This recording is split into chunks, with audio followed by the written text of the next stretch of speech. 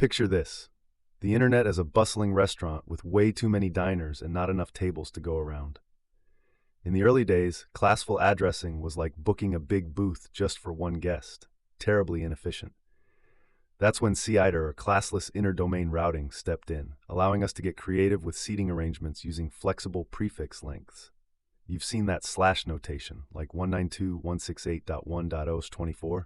That's CIDR at work. Once you get the hang of it, you'll be on your way to mastering subnetting, supernetting, and diving into the nitty-gritty of routing tables. Think of classful addressing like going to a buffet where you have to load up your plate with everything, whether you're hungry for it or not.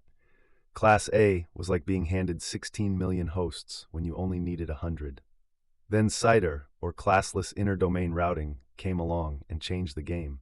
It's like ordering a la carte. You get exactly what you need, nothing more, nothing less. With CIDR, you use a prefix length after a slash to specify the number of bits in the network portion. So 10.0.0.8 mimics the old Class A, but now with CIDR, you can adjust it to 10.0.0/12 or even 10.0.22, whatever suits your network's appetite. You can pick any prefix length from /0 to /32. This gives you the power to allocate addresses precisely, making routing more efficient. CIDR, short for classless interdomain routing, is like your grocery bag for networks. You can bundle multiple networks into one neat route. Imagine you have 4/24 networks from 192.168.0.0 to 192.168.3.0. Instead of advertising each individually, you can combine them into a single route, 192.168.0.22. This is like carrying all your groceries in one bag instead of juggling each item separately. It cleans up those routing tables nicely. The catch? Your networks need to be contiguous, like houses lined up on a street, and your summary has to start on the correct boundary. Your first address must be divisible by the block size. Yes, it involves math, but it's the kind that makes life easier. All right, future network wizards, mastering these prefix lengths is essential. Imagine a 30-net mask like a tiny cafe with just 2 tables, perfect for an intimate WAN point-to-point link. Jump up to a 29 and you've got space for 6 tables. Upgrade to a 28 and suddenly you're hosting 14 guests. A 27 expands you to 30.